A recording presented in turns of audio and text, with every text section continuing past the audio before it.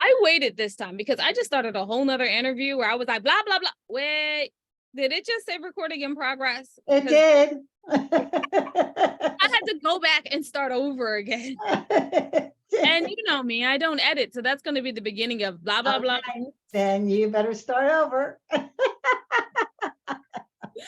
I'm Winona, one of the And I Thought ladies. Wow, that felt very professional. I apologize to anyone watching this that was like, I showed up for their bubbliness. And first of all, there's not a they today. There's just a me.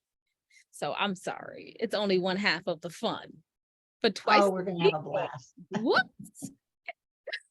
Oh, and occasionally I'm serious about 4 times a year. And that way we get to write books. And those books are. And I thought divorce was bad. And I thought being grown up is easy. My voice is not taking this entire thing serious. I'm about to call. And I thought being grown up was, if only I were me, a memoir in verse, Foreign Coffee, Widow's Web, and Widow's Debt. You can find any of those books wherever you get audiobooks. And yeah, we have not come out with a new audiobook quite yet. I think I'm going to do 2, maybe 3 this year. That's like $1,000 invested. I'm not thrilled with that. But anyway, no one needed to know how much it costs to make an audiobook. You can find out the rest about our books, which is the whole 17 books, on our website at www.andithoughtLadies.com. If you're wondering why my fingers were up there, that's because it's sign language and I got bored and I'm not that entertaining. So sign language adds to the entertainment value, correct? But you're not here to hear about me. You're here to hear about our wonderful guest. Wonderful guest, would you like to introduce yourself? I would love to. Just listening to you is so much fun. Okay, I am Linda Rosen, novelist, pickleball player, swimmer, snowbird. I live part of the year in New Jersey and part in Florida. I hate shoes and socks. So when I have to swap my sandals for shoes and socks, I head to Florida. I'm very fortunate I can do that. I write in both places, and I'm coming up with my 3rd novel coming out May 11th, and it's called The Emerald Necklace. But you said something about audiobooks. I got to go find yours because I was just recently looking for a new audiobook to listen to because I love listening to them. And both my other books, The Disharmony of Silence and Sisters of the Vine, are in audio also. Audio, ebook, print. Yeah. I was just looking for a new book to listen to also, and I have like 5 credits. So I'm sitting here like running through going, that's a boring book. I'm going to listen to that. I've been listening to books I hate. Suffering through. I'm like, I'm going to get finished.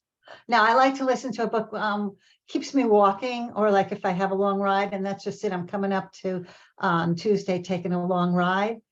So I am going to go look for one of your audiobooks. Well, yeah, my books are short, so I'm not sure. Mine is more like going to the grocery store and coming back.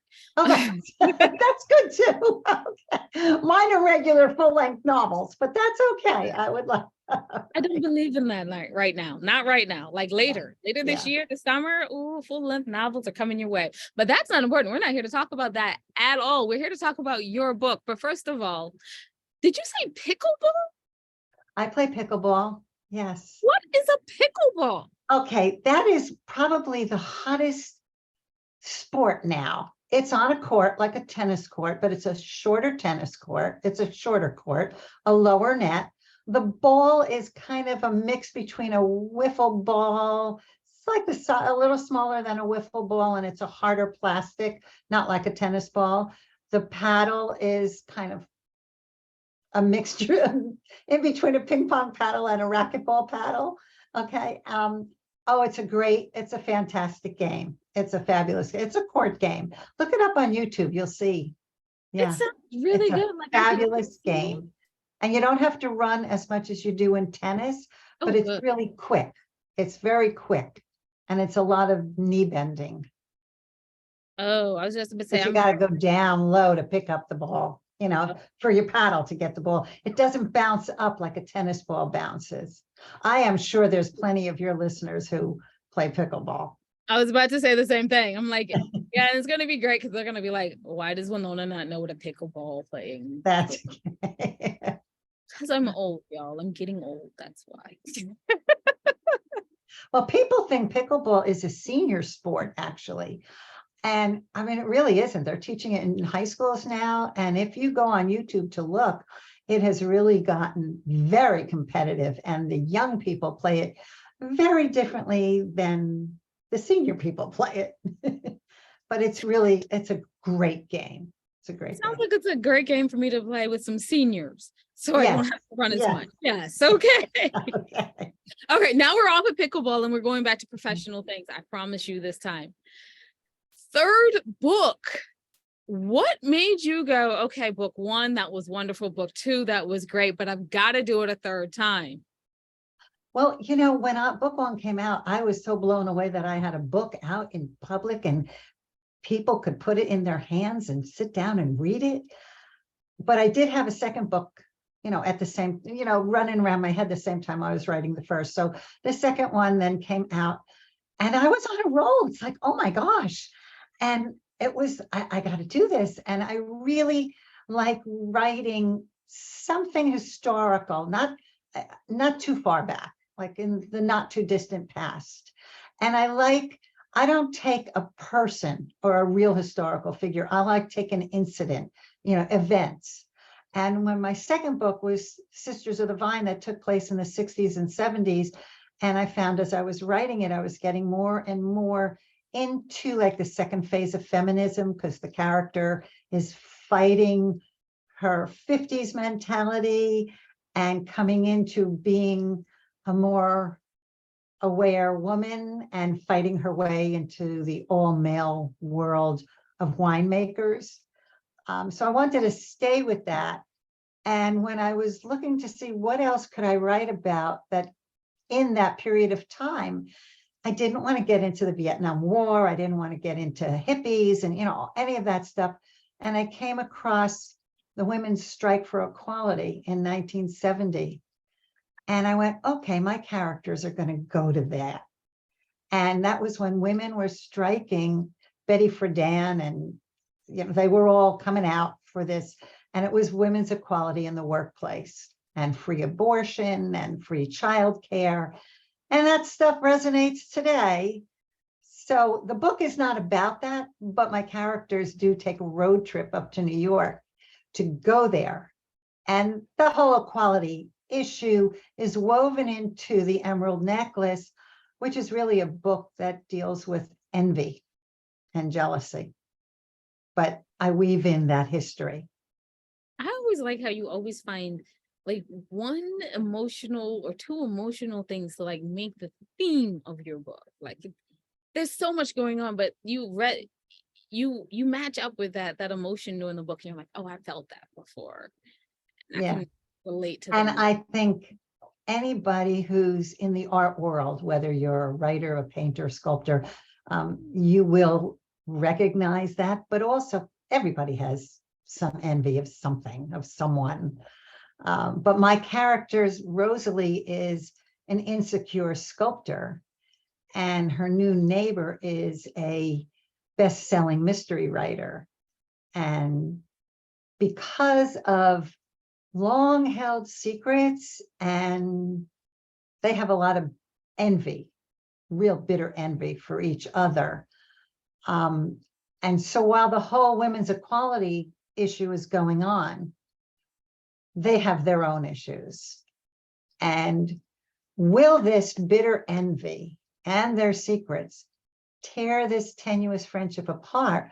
Or could Jill, Rosalie's granddaughter, with the story behind her emerald necklace, bind them together? So there's a lot in there that you can talk about with envy and jealousy also. Okay, with that answer, so well, how it was so well put, and the fact that really it was a large promotional thing to make you really want to read that book. But Oh, thank you. It was Thank you. done so well. Where'd you get your media training? Thank you. Drinking some water. Okay. So yeah, no, how does an author like you prepare for podcasts? I mean, because you write phenomenal books that deal with a Oh, lot of a lot of women's emotions, a lot of women binding together. So I know that takes a lot of time sitting in the chair, developing, rewriting, editing. but you yeah. come out and you come out strong on podcasts. Can you tell us your secret? Thank you. Well, I don't have a secret. I love talking books and bookish stuff, and I like meeting people. So I don't have a problem with it, and I just really enjoy it. I do. Yeah. You just mentioned book and bookish stuff. I believe you were part of a I bookish am, group. I am a tour, well, never in my life, a tour guide. Where would you like me to take you? But I am a tour guide on the Bookish Road Trip, which is a Facebook group. Yeah, we've got, and you know what? For well, this is gonna air way after Groundhog Day, so forget what I was gonna say. But anyway, Bookish Road Trip on Facebook, we're always doing great things for readers and for the authors. So it's not one of those sites where it's the authors are on there pushing their books at you. We have all kinds of fun stuff going on. I'm going to ask you what I ask everyone in this group. When is there a bookish road trip conference? You know, we talk about that, but we haven't, I don't know, maybe one of these days. We just haven't come up with it. We haven't, but we need to. I know. We keep growing and growing. We are, I don't know, like we're over 4,000 members. I don't know by now, 4,500. I don't know. We got a lot of members. And yeah, every day there's something going on for readers and for writers and you know, fun stuff. On Sundays, starting in February, so by the time we air this, it'll have gone on, I'm posting literary trivia every Sunday. That's going to be fun. That question just got me thinking, and I think if y'all like this, I'm gonna float you a suggestion after we're done. Okay. I like collaborating on anything. Yeah, I do. I like this idea. Anyway, it's 2 now. Wow. No, I gotta slow my brain down. It's working too hard. It's like it's doing homework. That's what you do. You have 1,000 things going on in your mind at once. And it works well, apparently. I mean, It does. It does. It seems to work well for you as well, because you keep all those subplots and those plot lines together and you distinguish each character. Can you at least tell us like one tip that you would have on making a great character and building a subplot for that character? Okay, yeah, sure. In fact, I'm working on book 4 as book 3 is coming out. I haven't started writing it, but that's exactly what I'm doing, is creating my characters. And I write an entire bio for them. It doesn't get into the book. It really doesn't matter if she got along with her mother or hated her father or, you know, had 2 sisters, but I have to have a whole bio for my characters because then they come alive. And I don't know, I just create everything, even what they look like, the kind of clothes they wear. Because once I get that bio, and it also grows as I'm writing the book, because, you know, the character comes more alive to me as I'm writing it also. But by having that, you can create their backstory, why they would feel a certain way, why they don't like something, why they do like something, you know, and how they would react. I mean, is she going to be a nice, sweet old lady? Is she going to be a nasty woman? What happened to her on her 8th birthday might affect it. So yeah, I create a whole bio. That is nice. You really get to know your characters. I mean, Yeah. It's like they live with you now. Like, honestly, they have condos in your head. And I just bought this. It's called Aqua Notes. It sticks onto your shower tiles, and it has some kind of a pencil that is waterproof, because the best ideas come in the shower. And so if something comes to me, I can write it down while I'm in the shower and it won't wash away. Nice. I just found out about them and I got very excited. Unfortunately, my child, I would just be in there writing like we've No, they're not gonna wash away. I'm not gonna actually throw them away. I'm not gonna erase them on my board. Just put it down. Like, there it is. Well, you know, a great idea comes to you, something about a character or a plot point. You put it down, and then at least once you're out, you haven't lost it. It's there. It's written on a piece of paper stuck in your shower. what is the best advice you can give us on getting our butts in the chair and making them stay there and not procrastinating? Oh, you're asking the wrong person. I was just in class. One of my classmates was like, I'm horrible because I procrastinate. And I said, I don't know one author, not even one journalist that doesn't procrastinate. Well, I do make a date with myself. And that's what it is. It's like, okay, Tuesday afternoon, I am sitting down and writing. And it will work if I make a date with myself. Oh, Because then if somebody says, oh, you want to go to lunch or you want to, no, I can't. I always say I can write on the way there. This might be where there was no new book from us. But yeah, no, procrastination. Yeah. Except if I'm really deep into the story, Yeah. then I'm happy to sit down. For me, getting the first words down, that's the hardest. Getting it started. I'm much better on revisions. Okay. Yeah. I don't speak on revisions anymore. People find it insulting to the writing craft. But writing is rewriting. Okay. Yeah, you were very right. No, it is about I think Stephen King was the one who said that. I'm not sure, but writing is rewriting. Yeah. It's taking what you love and making it better until it's better and better and playing with those words and phrases. Absolutely. You know, the funny thing is even when you read your final product, you're like, I could have done that better. Oh yeah, that's the worst. The book is in print, it's out, and you're going, oh, I should have written that. Could have been tighter right there. Yeah. But anyway, can you tell us where we can find more out about your book and about you? And then I'm gonna wrap this up. Absolutely. Thank you.